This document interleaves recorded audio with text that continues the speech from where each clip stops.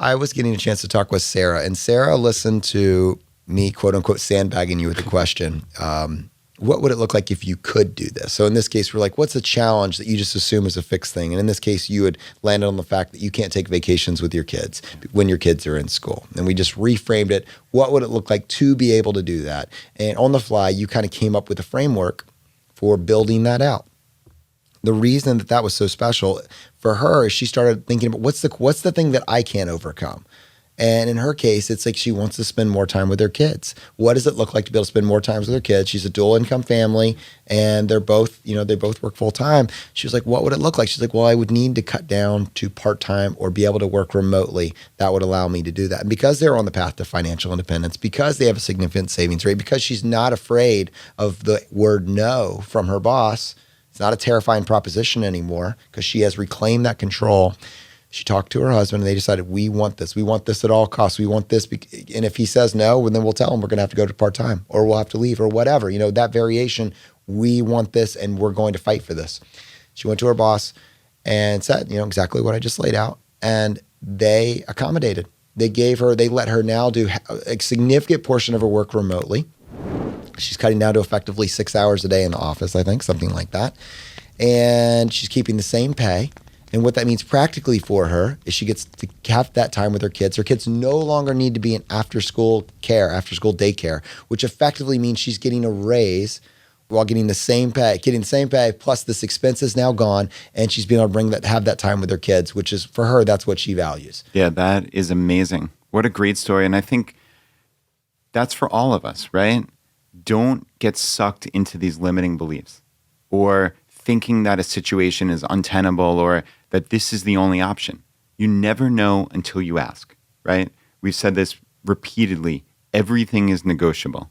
And when you're a high performer at your company, when you add value, you never know what they're going to do to accommodate you. And I think Sarah here saw this as a perfect example. And I know I talked to her and her husband, John, about this, and they were just beaming. I mean, think about how this is going to improve their quality of life, right? She gets to spend this time with their kids.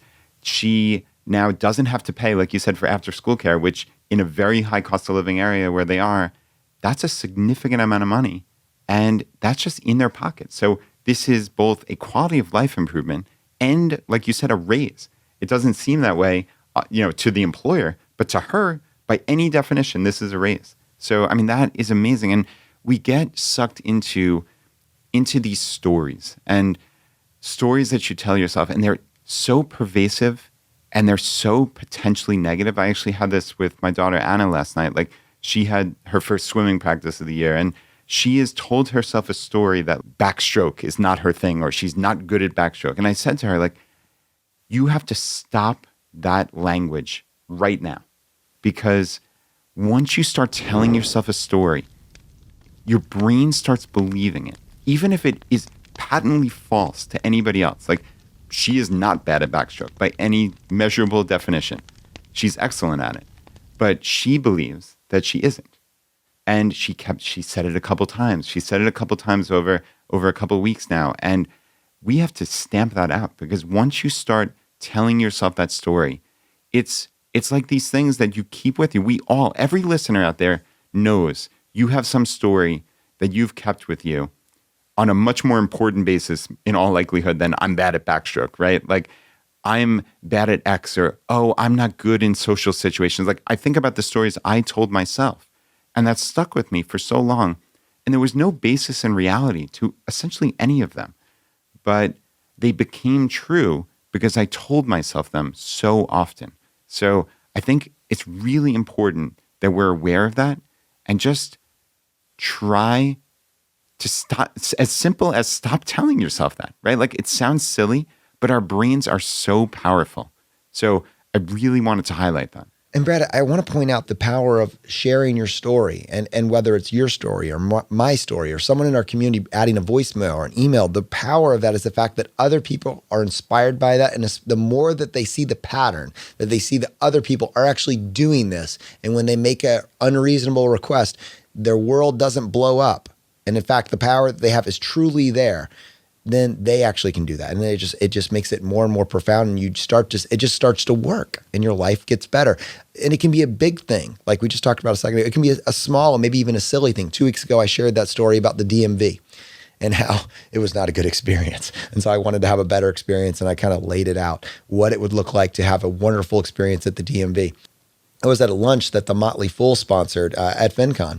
And as I was coming away from that, there was somebody that stopped me in the hall and said, I just want to let you know that DMV thing saved hours of my life. My wife had just had a horrible experience, and I was just set just to go do it because I needed to go get something updated as well. I heard that episode and said, wait, I could plan this. And I went through and I followed all the rules, and I went, and it was a ghost town, and I was in and out. That's so simple, right? I know it's so simple, but like you can see when it's a pattern, right? Look for what other people have figured out, and then just over time, take advantage that time is increasingly on your side.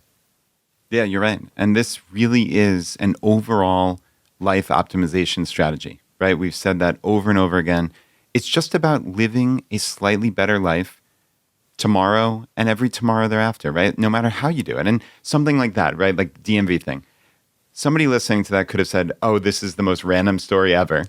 Or somebody can listen to it and say, wow, the next time I need to go to the DMV, or something like the DMV, right? You can apply it to many situations. I'm going to save potentially an hour or multiple hours of my life. And then every subsequent time I need to go to the DMV or someplace like the DMV, I'm going to save hours again. So that's what's so cool about it. You take what you want from this, or you just file it away.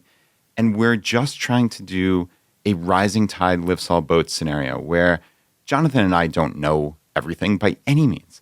This is a powerful community precisely because it is a community. We have people calling in all over the place with their little tips. And Elizabeth, who called in a couple of weeks ago, she's a perfect example. Yeah. Now, Elizabeth had an incredible story. She called in her birthday, and she shared with us all the actions that she had taken since finding the show. And you could see the aggregation. It was amazing. But Brad, you challenged her. I want you to keep us up to date as you move forward with this. I want you to share with us as you look back kind of these inflection points in your life. And she says, challenge accepted. I was talking to someone at our foundation dinner that we did, our foundation fundraiser. We partnered with Paula Pant to really promote the Choosify International Foundation. You'll continue to hear us talk about this increasingly. But for this story that I want to share right now, I was talking to this individual, and she says, I've been blown away by the content, and I've been able to put a foundation in place that will allow me to be at financial independence and have the ability to walk away from my job within a few years, within 3 or 4 years. And I'm thinking about actually leaving early just because there's so many other things that I want to do. And I know I could always go back, that sort of thing. And I was like, well, what if you did? What if you went to your boss and you asked him, you just told him, well, hey, I'm going to leave. It's great, but it's next chapter. And he gave you a raise. She's like, oh, what if he, and she's like, I don't know. I was like, what if he doubled your salary? What if they offered to double your salary? And she's like, she's taking it very seriously. She's really thinking about this. She says, I think I might have to stay. I was like, now wait a second. You didn't view that as unreasonable. You could actually see a future in which he would double your raise. And that tells me that you probably already know how much value you're adding to the company. Like, do you have access to like how much profit you've generated for your employer? It's like, yeah, I'm crushing it. Every second that you don't have that conversation is you're basically putting yourself in a box. You're worth twice what you're making now. You know it, and you're willing to just run it out for 3 to 4 years when you could go across the street and make twice what you're making now. Like, if you internalize that, I saw the look on her face, and I know she knows she's worth twice what she's making right now. And like, fear keeps us from acting on that. Fear keeps us from going to our employer and saying, I know the value that I'm bringing to this organization, and I have options. If your employer knows that you're crushing it for them, knows what you're doing, there's no employer that doesn't make moves to hold on to you for dear life. That's just how this works. So you could be there's 2 different types of people that are saying this. One is the type of person that says, well, that's me. Oh my goodness, that's me. Yes. What does it look like? If you double your income, the equation gets a lot more favorable, right? It's a lot more favorable. It's a lot easier to save 50% when you can have a conversation to double your salary tomorrow. What are you going to do with the difference? And the other person says, yeah, I'm not worth double. Okay, that's honest. That's realistic. What does it look like to be worth double? That's a different question, and that can guide your actions over the next year. Let's make choices and decisions. Let's find new information, new skills that make us indispensable.